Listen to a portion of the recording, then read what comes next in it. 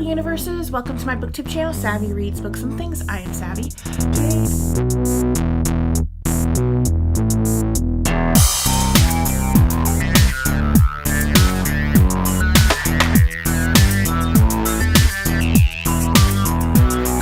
Today I have my February and March wrap up. Yeah, it's been a while, guys. 2 months? 1.5 months? Now, if you combine both of these months, it seems like I've read a lot because I read 12 things. I read 1 novella, 8 books, and 3 works of poetry. And that's just, yes! I'm proud of myself, okay? I haven't read this fast, this much in what feels like years. It probably has been years. It really has. Hello from future me who's currently editing this video, cause damn. So I should have realized that combining 2 months of wrap-ups, especially when you're talking about 10 to 12 books, is going to be a long-ass video. I really should have listened to my gut, but I wanted to do it. And now that I've been editing it, and it's still over 35 minutes long, I've decided to make the executive decision to add this disclaimer in to say that yes, I did read Simon vs. the Homo Sapiens Agenda by Becky Albertalli and watch the movie 2 times. I did read Ready Player One by Ernest Cline and see the movie. And I did read Every Day and 6 Days Earlier by David Levithan, and I will be seeing the movie for that too. But I will be cutting them out from this video. They will not be in this wrap-up. They will be getting their own book review videos and book to movie adaptation discussions. So I'm doing separate videos for those, and I'm going to just leave them out of this because that's cutting out like 20 minutes of film, and that will be so much easier. And you guys will probably enjoy that much more, especially if I'm getting their own videos. And yeah, so that's what I'm doing, and yeah. Enjoy the rest of the video. Then I read Lost by Jennifer Davis. I wasn't really expecting it to be how it was. I didn't know it was going to be so into the erotica genre. It opens up with an erotic scene. And after that one scene, I'm kind of like, okay, I'm just going to skim these scenes because the language in them, the descriptions, just no. So, I mean, yeah. And just, okay. But the thing is that I hated the character, and I really should have DNF'd it, but I enjoyed kind of hating the character so much, and hating the story so much. I was enjoying it, and I don't usually like to read books where I hate reading it and enjoying it, but I was, and I was like, oh my god, because it's like every YA cliche mixed in a book with like a 26-year-old girl who is sort of has a boyfriend and is in love with a guy who she calls Mr. Lust. Like, he has a different name. And at one point, it's like, what do you call this guy that like you're sort of into, that you might be having sexual relations with, but who isn't your boyfriend? I'm like, you've been calling him Mr. Lust the entire time. You really have. Then when other people are interested in Mr. Lust, oh my god, no. And like, just like the sex scenes are always more extravagant with Mr. Lust, even though half of them are literally in her head. Like, there are 2 or 3 erotic scenes that she has with Mr. Lust in the book, and like 2 or 3 of them don't go all the way because, you know, she pukes. That was a really great one. I really enjoyed that one. She puked all over him. He's like, okay, I'm gonna take you home and clean you up kind of thing, and be a gentleman. He was nice. He was cool. But like the one that it starts out with and then the other one are both dreams that never happened. She was daydreaming sex scenes on an airplane with her boyfriend sitting right next to her, and it was with someone else. Just that was okay. And I get maybe, you know, going into possibly a love triangle, but like when you already have someone and then Mr. Lust suddenly starts like having girls clawing over him and thinking that Mr. Lust is sexy. And then you get all freaked out and mad and like, how dare they? How dare they? It's like, you have a boyfriend. Your boyfriend's sitting right there the entire time. What the hell? Now the boyfriend, I don't really like the boyfriend, and I agree that Mr. Lust is more attentive to her, but that's just because they're kind of attracted to each other and they don't want to admit it in front of the boyfriend or in front of other friends because, you know, they don't want to be those people. Like, and I totally get it, but just, it's so hilarious how bad it was. I loved it. But I hated it. I gave it 1 star. Like, and then the ending, I totally should have seen it coming. So, I mean, if you don't want spoilers, you know, mute it for like 20 seconds. Okay, so it ends with, I just spent a romantic week with Mr. Lust. We had sex galore. It was fantabulous. It was fantastic. I lost my virginity again. Not that it really counts, but it didn't count the first time. So I lost my virginity again, and it was so amazing, and la-di-da-di-da. And then she gets home. Boyfriend proposes to her. What am I gonna do? Do I stick with the boyfriend, or do I go with Mr. Lust, who just had the greatest sex of my life? Then I read a book that was amazing. I gave it like 4.75 or 5 stars. It's basically 5 stars, okay guys? It was so flippin' amazing. That's History Is All You Left Me by Adam Silvera. I loved this. It was sad. It was like heart-wrenching contemporary. It was LGBT. It was just so many emotions. I loved it. We follow Griffin, who has OCD, and it's like the cutest OCD. Like, I don't really want to like go, oh my gosh, like, and make it like cute and romanticize it, but like the way that it was handled and the way that Griffin's friends handled it and took care of it, it warmed my heart. Okay, anyways, so Griffin is at his ex-boyfriend's funeral,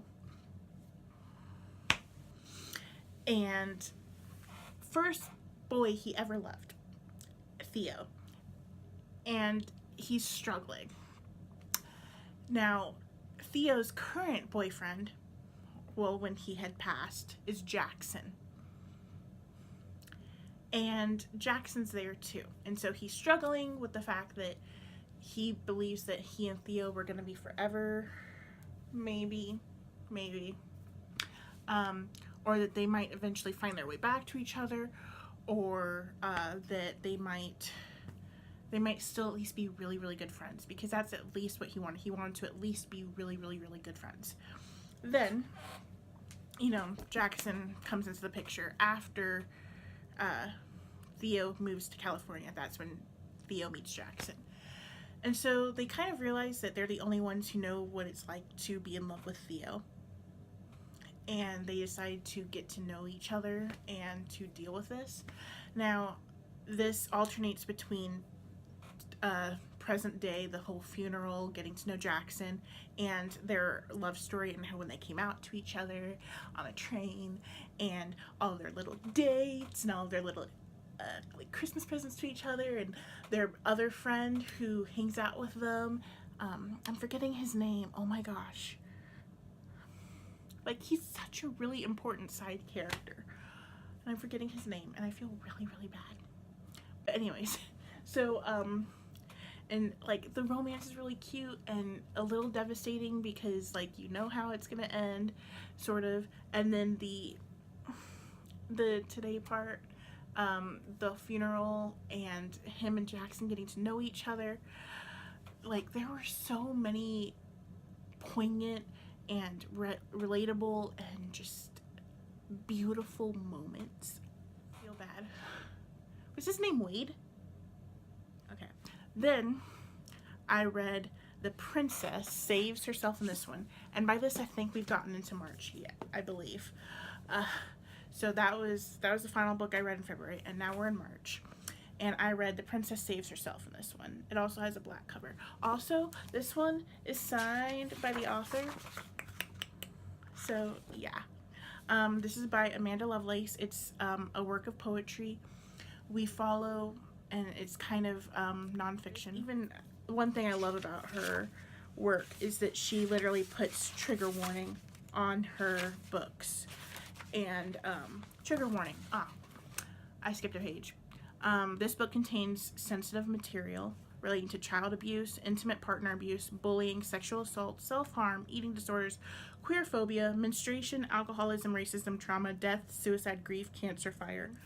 One thing I want to do, I was going to read this for Poetry Month, which is in April, this next month, but I decided I couldn't wait because it was so sweet, and there is a little bit of a happy ending, and the fact that, like, it's about someone overcoming all of these obstacles and abuse and difficulty with family and death and saving herself. And then after we sort of have this, like, this does kind of have a happy ending, we have the other side of that story from her husband's perspective, who's also an Instagram poet, or Insta poet, and who has his own published work that came out the same day or the same week as her sequel to this. But his side of Cyrus's side of their romance, which is really cute, is Dropkick Romance, and he battles, you know, his own demons, and he talks about it in detail. There are two main romantic relationships in this work of art, and we follow his with Amanda's in the second portion because, yeah, and it's so cute, and I'm so happy for them, and they are so cute together, and their poetry sort of complements each other. Like, this complements The Princess Saves Herself in this one, and it's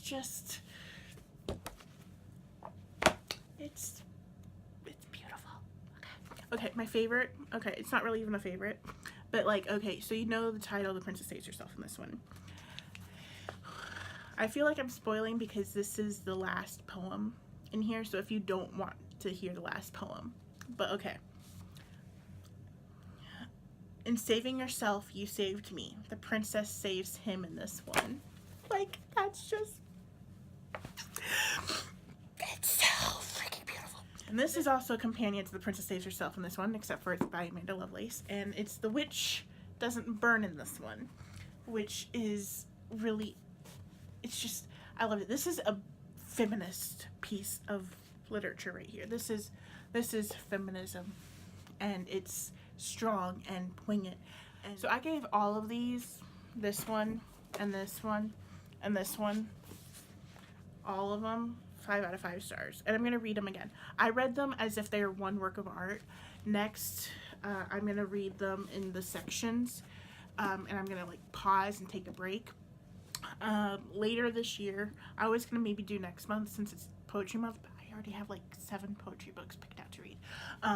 But I plan on reading them again, and I'm gonna read them in the they're separated into like mini books or mini chapters, sort of, with like 15 or 20 poems in each, and I'm gonna read them in the chapters, and then I'll read them as each individual poem, and I'll only read like 1 poem a day. And so that's how I want to do them, because, like, I read them as if they're all a part of one story, and then I'm going to read them as if each section is their own story, and then I'm going to read each individual poem as its own. And, like, I'm so happy I came up with that. But, like, yeah, I plan on reading these 2 more times, guys. Like, just. Then I read The Upside of Unrequited by Becker Patali. I enjoyed this novel a whole lot. I did have some issues with the fact that the plot wasn't really pronounced. It was more of it was very much contemporary, in that I'm gonna wander around and not know what I should do about my crushes and what I should act on, and I'm gonna, like, basically let my sister trample over me. And oh, I like this one, not this one. Yay! I mean, yeah. I mean, there's more to it than that. So we follow Molly, who has a twin sister. Her twin sister is a lesbian. Her moms are lesbian. and her sister kind of has fallen for a pansexual girl, and it's so cute. And she's very much straight, and she's fat, and she has anxiety disorder, which I really loved. I love that representation because I'm kind of fat and I kind of have anxiety disorder too. So like I love the representation. I did kind of have like her family just like is so cute, and they have a little brother, and she loves baking, which, you know, I couldn't relate to, but like I love food, so I guess. And she works, and she has this, she's adorable, and it takes place over summer. But Molly's had like 27 crushes, and she's never done anything about any of them ever. And that's when like her sister's like, oh, I'm in a relationship now, and so my twin sister should be in a relationship too. I should set my sister up with my girlfriend's best friend so that we know we can be, so like it'll be easier to be together because, you know, the people we're dating are best friends, so of course, you know, that will work out perfectly. And I'm like, it's so cute. Molly's sister is just like, okay, it's adorable, but it's also kind of manipulative, and like it's handled kind of very cutely, and I'm kind of happy that she takes her stand. She's like, I'm not really into this guy, I'm into this guy, and I don't want unrequited love anymore. I'm gonna take a stand, and I'm gonna actually say, I like you. And it's just like, it's so cute, and I love it. And yeah, I do kind of wish that, you know, there was maybe a bigger plot. They kind of, but I mean, you can't really get more than, you know, sisters having a falling out with each other and not speaking to each other for like 4 chapters. So I mean, I guess there kind of was. It's just, it was a slow burn. And yeah, we did get some Simon, and we did get some Abby. I will say that. So Abby from Simon versus the Homo Sapiens Agenda is Molly's cousin, and is constantly like texting Abby like, oh my gosh, look at what happened, oh my gosh, my sister, oh my gosh, our friend, oh my gosh, this kind of thing. And Abby's kind of like, you like this guy, go after him. So like, she's the one that kind of inspires Molly, and I really like that. But one time Abby apparently falls asleep at Simon's house and is texting Abby, and Simon decides that he's gonna start answering the text instead, and they start talking about Abby. And it's so cute because like Abby doesn't understand Harry Potter, doesn't know Harry Potter, doesn't know any of the references, and she's such a muggle. And then Abby gets up in the morning and is like, what's a muggle? Like, and texts Molly that, and I'm like, oh my god, seriously. And then they have a video chat, and Simon enters the video chat, and it's kind of like, so what house is Abby in? And they have this huge discussion, and like Molly's like, oh my gosh, Simon's really cool and everything, and Abby's like, you guys are telling me what house I'm just gonna be sorted in without me? What are houses? Like, it's just, it's adorable, but at the same time, I'm like, Abby, get your shit together and understand what Harry Potter is. Read the damn books, watch the movies, at least one of those. So that's it. That's the 12 books that I read in the month of February and March. I'm really excited. I hope to get to even more books in April. So, yay!